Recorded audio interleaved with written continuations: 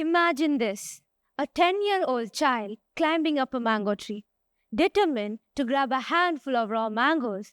But here's a catch: a beehive hums ominously on the top branch.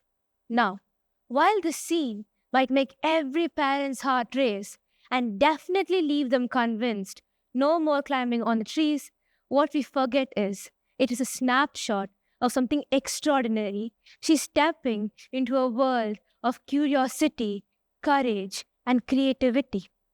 In science, it is called brain development.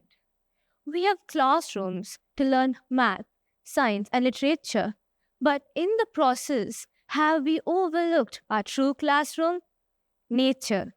Today, I want to talk about how simple, free, and unstructured play in nature complements parents and teachers' work in transforming young mind to learn, think, and thrive with purpose. Nature is a biological necessity of holistic child development. It's a scientific fact. Yet, children today spend 50% less time in the outdoors than what our adults did when they were children. Let me break this down with some information and few of my personal stories. Nature fosters cognitive flexibility and creativity. When children play with sticks, climb trees, or play, they activate unstructured. When kids play unstructured play, um, they develop cognitive flexibility. Cognition is our understanding the things around us through thought, sense, and experience. Flexibility is the ability to adapt on the go. Students in a classroom. What is the toughest subject of them all? Mathematics. That is a common answer with a few exceptions. How many of you have looked at a math problem and thought, no, not happening. This is too hard for me. Me too. But what if I told you that math isn't just a bunch of numbers on a page? It is in the very fabric of nature, in the symmetry of snowflakes, on the spirals on the seashell, and in your very heartbeat. An article published by the New South Wales shows that the patterns and symmetries in nature stimulate emotions in your brain that help you observe and understand better. Moreover, nature pushes children to think more creatively. How do I cross a stream without my shoes getting wet? How do I build a fort without it falling over? Nature doesn't come with a manual, so kids have to observe the issue, test their ideas, and adapt when things don't work. I'm reminded of a time back in third grade when my friends and I started a small business. Though not the kind to earn us money or boost our resume, it was a small sugarberry trade. In it, we used to pluck sugarberries, collect leaves and twigs, and craft tiny treats, which we would later exchange with other kids for their handmade products.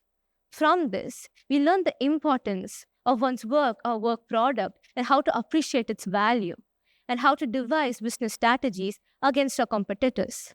I remember one of my favorite memories back in junior school during the monsoon season was when a small stream used to form across the junior school section. We proudly called it the Junior School Nile River. In it, we sailed boats and even tried building dams using stones, leaves, and twigs. It was a total chaos. Stones falling apart, shoes getting wet, leaves floating away. But it was creativity in progress, and we didn't quit. We collaborated, we experimented, we failed, laughed, and tried again. This is not just play, it's science in action. We developed the skills of trial and error, perseverance, teamwork, and imagination, cognitive flexibility at its best. So, dirt isn't dirty, it's brain food. Now, let's get controversial. Parents, brace yourself. Dirt is good for children. A research from the Proceedings of National Academy of Sciences found that soil contains a microbe called Mycobacterium vaccae, which triggers the production of serotonin. This means when kids play in mud, they do not just feel more happy, their stress decreases and their focus improves. I once overheard a conversation between two doctors. A developmental pediatrician told her husband that one of her patients who struggled with hyperactivity and attention issues went to countless therapies and tutoring sessions that didn't work. Then they started weekly hikes. At first, he complained about bugs, mud, and no Wi Fi. But after a few months, he noticed a significant difference: calmer days, better focus at school, and less frustration. The developmental pediatrician said, nature is more phenomenal than we think. It helped calm his mind. Resilience: fall, fail, get frustrated, and bounce back. When nature is unpredictable, branches break, knees get scraped, forts collapse. But here's the magic: children in nature learn to adapt. They build grit, a term psychologist Dr. Angela Lee Duckworth defines as passion and perseverance for long term goals. Our brains are wired to adapt and grow when faced with challenges. When we focus on goals, our brain resets itself and bounces back when we mess up and learns from it. I will never forget the first time I got on a bike. Unlike most of my friends, it was not a smooth or liberating experience. It ended with a ton of ant bites. Want to know how? While most of my friends started with training wheels, I was thrown on a bike in which I could barely even reach the pedal. And my older friends, who were supposed to hold the bike steady, decided halfway through that I could manage on my own. And when I realized no one was behind me and a rocky path was ahead of me, I freaked out and veered off course, crashing straight into an anthill. But here is the surprising part. Despite the bruises and ant bites, I was determined to figure it out. After countless tries and avoiding other ant-related problems, I finally experienced the freedom on the two wheels.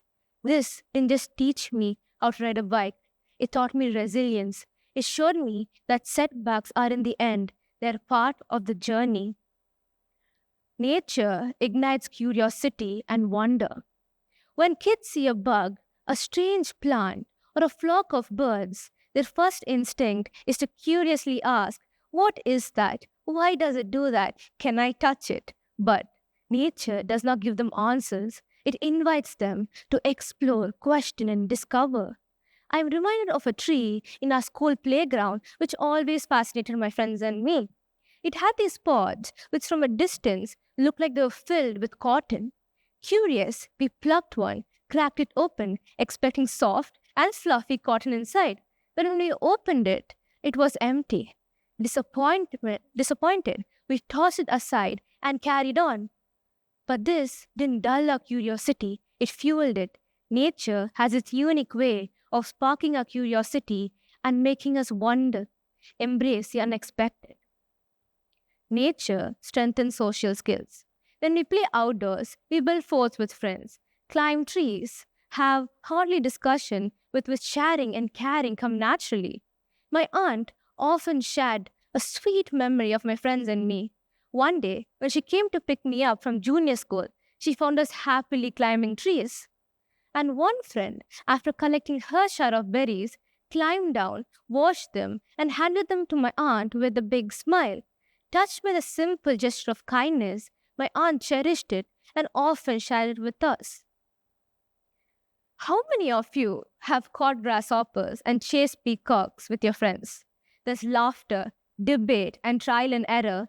And by the time you've succeeded, you've not just caught grasshoppers, you've built trust, team, and a shared accomplishment. Nature doesn't only build bond between kids and earth, but among kids.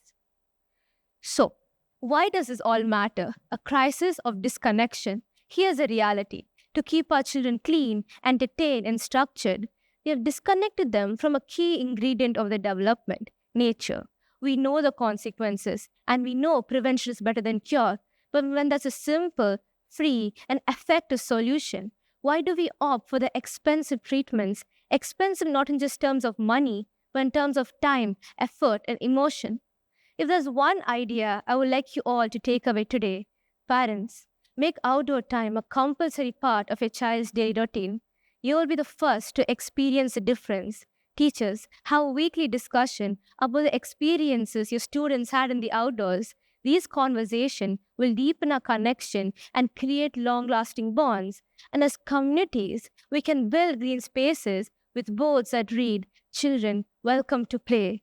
In conclusion, let's make nature every child's inherent classroom and let's not miss out on it. And as Ted's caption reads, isn't this an idea worth spreading?